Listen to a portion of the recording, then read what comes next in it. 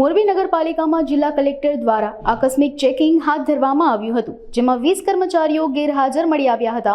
ગેરહાજર કર્મચારીઓને કારણદર્શક નોટિસ પાઠવવામાં આવી હતી। દર મંગળવારે 2 કલાક લોકોના પ્રશ્નો સાંભળવા જિલ્લા કલેક્ટર કેબી ઝવેરી પાલિકા કચેરીએ બેસે છે।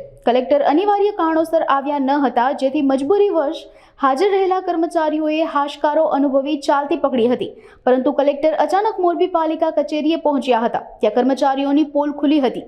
અગાઉ પણ જિલ્લા કલેક્ટર કેબી ઝવેરીએ કલેક્ટર કચેરીમાં ગ્રામ પંચાયતોમાં આકસ્મિક ચેકિંગ કર્યું હતું।